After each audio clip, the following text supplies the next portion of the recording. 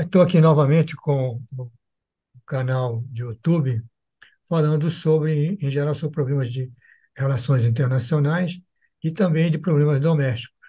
E estou trazendo hoje um grande amigo, que é um diplomata de carreira, Paulo Roberto de Almeida, aposentado e professor universitário também, e que é uma das pessoas que mais escreve sobre política externa no Brasil, sem a menor dúvida.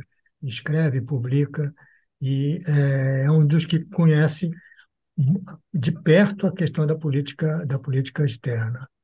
Então, pois é, Paulo Roberto, eu acho que há uma linha muito clara, bastante clara, embora às vezes confusa, né, de direção de política externa. Ela foi, a meu ver, é, tentando uma tentativa de reprodução da política externa do Lula nos tempos do Celso Amorim, que era combinar questões externas com a agenda do presidente. Quer dizer, todas as medidas eram ligadas a uma agenda do presidente que tornou naquele momento um dos líderes, líderes no sentido de pessoas que têm uma posição de encargo, né, mundiais. Né? Ele era adorado pelos nossos ex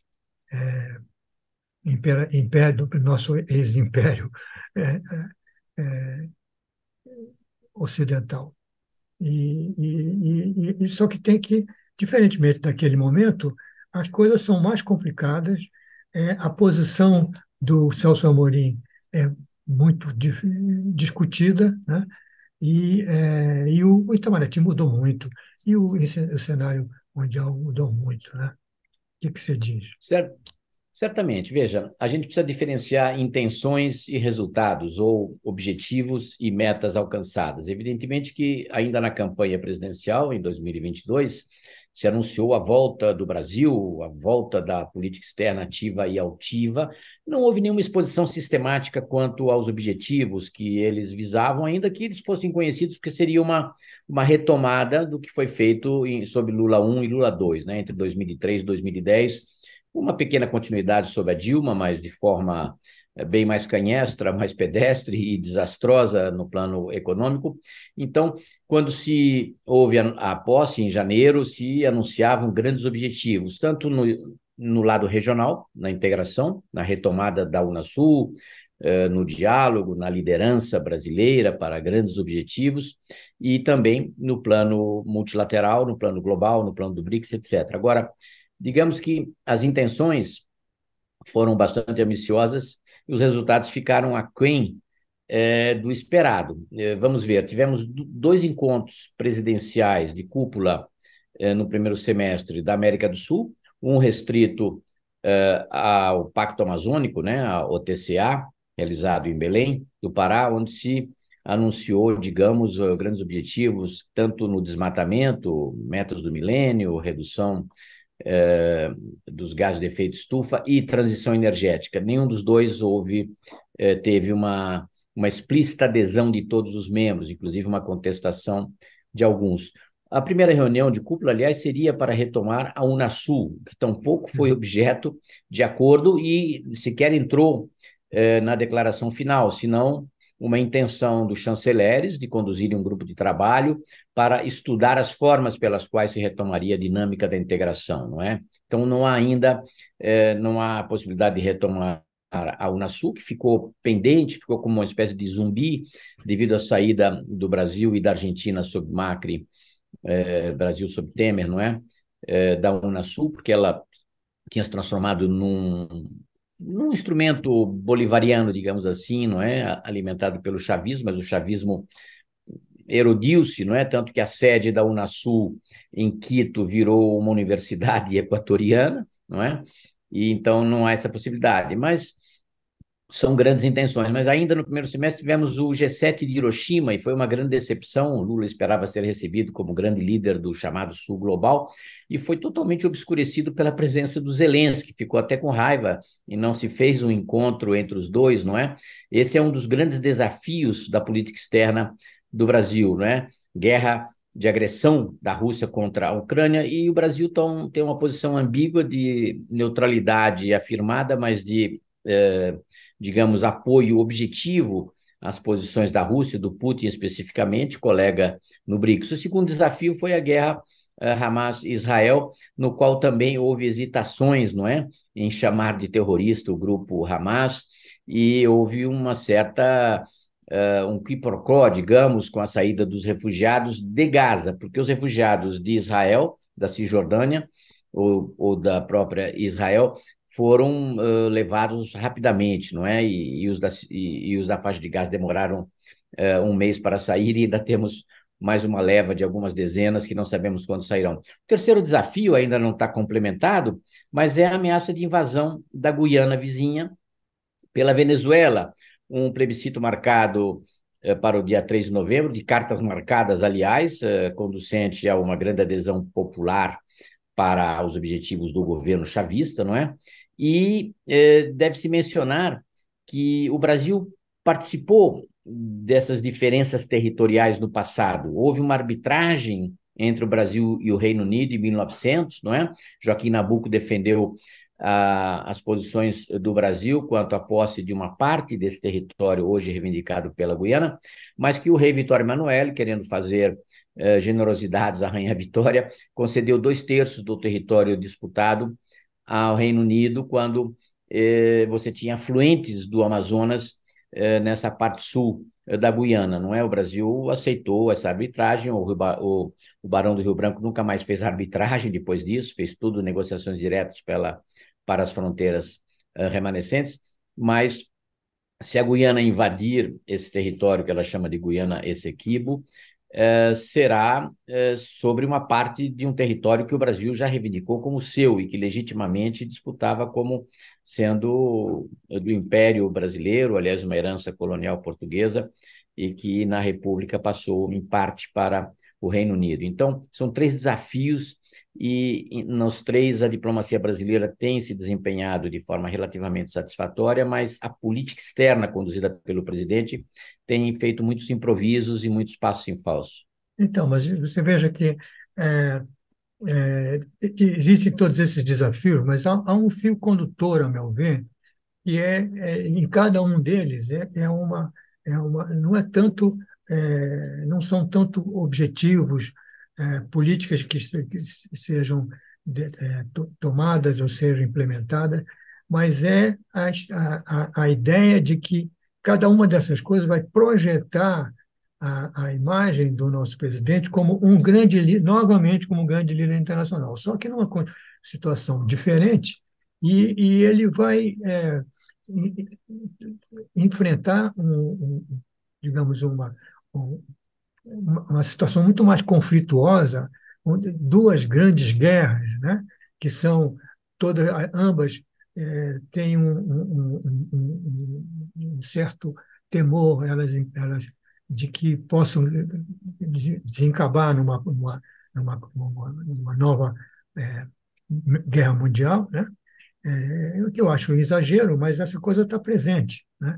E, além do mais, é, evidentemente faltaram aquelas capacidades é, é, de, de discussão, né? Que se exige de alguém que vai mediar qualquer coisa no mundo, né? Que vai tentar fazer tomar alguma medida de caráter global. Isso faltou em cada vez foi por razões assim, de fato, de falta de habilidade, de skills, para o presidente. Certamente, nós temos um exagero de diplomacia presidencial. Já tivemos muitas, né? Sobre Getúlio Vargas, sobre Juscelino Kubitschek, Fernando Henrique Cardoso, Geisel antes foi um grande estadista, ainda que a gente não concorde com a sua maneira truculenta no plano interno, ele foi um grande estadista internacional, teve uma diplomacia presidencial relativamente exitosa, não é? Fez o acordo com a Alemanha, o acordo nuclear, fez visitas como chefe de Estado a vários países relevantes, mas o Fernando Henrique foi ele teve uma diplomacia presidencial própria, era um líder cosmopolita. O Lula exagerou até, não é?